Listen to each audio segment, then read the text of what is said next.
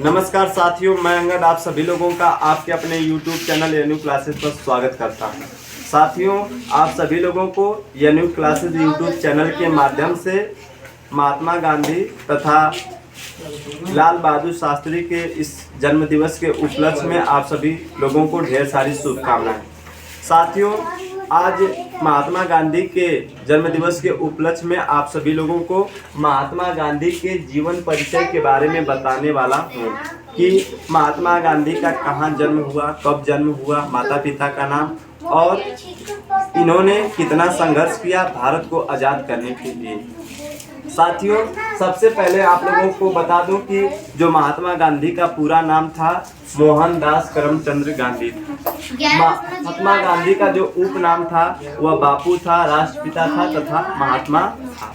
ठीक है। तो उसके बाद कहेंगे कि महात्मा गांधी के पिता का नाम क्या था, तो बोलेंगे महात्मा गांधी के पिता का नाम मोहनदास करमचंद था। इसके बाद कहेंगे कि महात्मा गांधी के माता का नाम क्या था, तो पुतलीबाई था। इसके बाद महात्मा गांधी की पत्नी का नाम कस्तूरबा गांधी। उसके बाद आप सभी लोगों को नेक्स्ट जो है महात्मा गांधी के 5वें लड़के का नाम क्या था, बचा था। साथियों, आप सभी लोगों को मैं यह बता दूं कि महात्मा गांधी के वास्तविक जो पुत्र थे वो 4 थे, लेकिन महात्मा गांधी ने जो गोद लिए थे उस 5वें पुत्र का नाम बजाज था। साथियों, इसके बाद आप सभी लोगों को बता दो कि महात्मा गांधी का जो जन्म हुआ था वो 2 अक्टूबर सन 1869 ईस्वी को पोरबंदर गुजरात में हुआ था। इसके बाद आप सभी लोगों को बता दूं कि महात्मा गांधी का जन्म स्थान कहाँ था, तो बता दें कि महात्मा गांधी का जो जन्म हुआ था वो पोरबंदर गुजरात में हुआ था।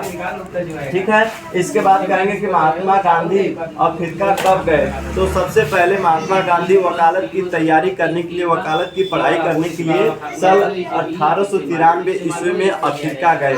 उन्होंने पहला सत्याग्रह सन 1906 ईस्वी में किया।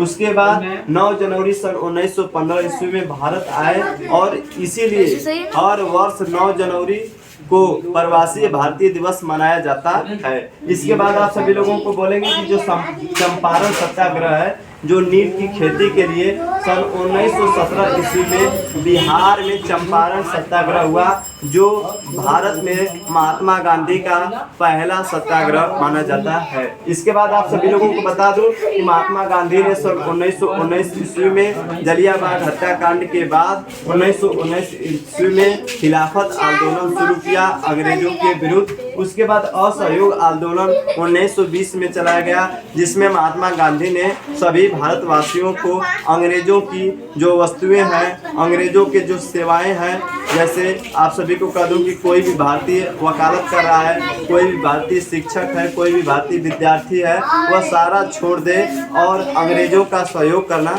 छोड़ दे।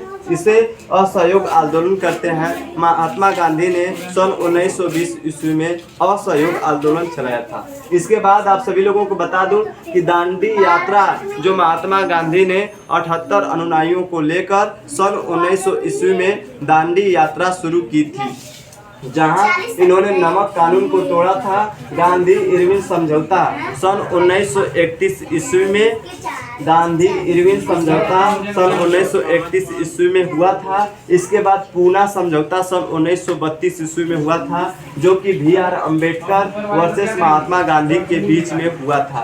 इसके बाद कहेंगे कि हरिजन संघ, जो हरिजन संघ की स्थापना है, उन्होंने हरिजन संघ की स्थापना महात्मा गांधी ने सन 1932 ईस्वी में की थी।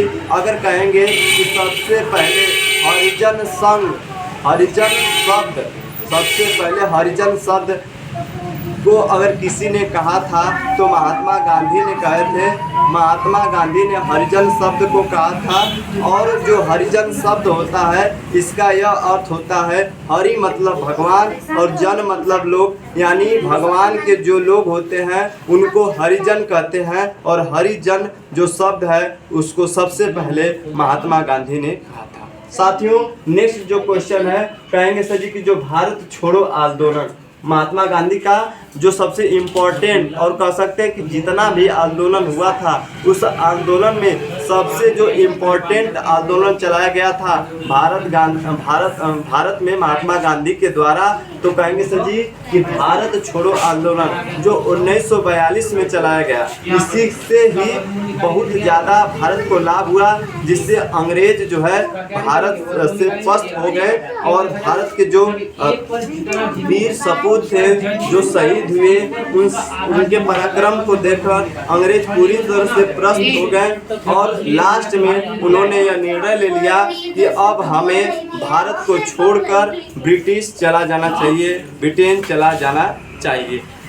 इसके बाद 15 अगस्त सन 1947 ईस्वी में भारत आज़ाद हुआ और वह रात बहुत ही हसीन रही होगी, जिस रात को भारत आज़ाद हुआ। लगभग 300 वर्षों तक भारत अंग्रेजों से गुलाम रहा। 300 वर्षों के बाद जब भारत आज़ाद हुआ तो भारत में वह रात या जो आज़ादी की रात थी वह बहुत ही ज़्यादा हसीन रही होगी। साथियों, आप सभी लोगों को बता दूं कि भारत बहुत दिनों तक मुगल से भी गुलाम था, उसके बाद अंग्रेजों से गुलाम था, उसके बाद 1947 के बाद आज़ाद हुआ। लेकिन साथियों, आज भी विदेशी शक्तियों के साथ साथ भारत में जो आंतरिक कहेंगे सर जी शक्तियाँ हैं, जो कुर्तियाँ हैं, जो बुराइयाँ हैं, उन बुराइयों में गुलाम है। साथियों, आज भारत को आज़ाद हुए लगभग 75 वर्ष हो गया, लेकिन आज भी भारत के कई जगहों पर जो भारत की जो लड़कियां हैं, उन लड़कियों को स्वतंत्रता नहीं है। जैसा कि आप लोग समय समय पर समाचार के माध्यम से, रेडियो के माध्यम से तमाम खबरें आप सभी लोग सुनते हैं, मैं इसके बारे में ज़्यादा कुछ नहीं कहूँगा। इसके बाद आप सभी लोगों को बता दूं कि जो महात्मा गांधी थे, महात्मा गांधी का निधन 30 जनवरी सन 1948 ईस्वी में नाथूराम गोडसे के द्वारा गोली मारकर हत्या कर दी गई।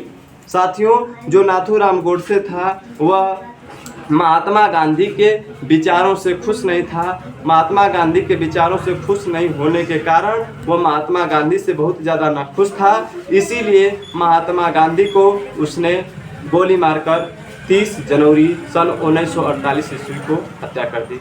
साथियों, महात्मा गांधी की इतना ही जीवनी रहा, उन्होंने बहुत ज़्यादा संघर्ष किया और देश को आज़ाद करने के लिए उन्होंने अपनी पूरा जीवन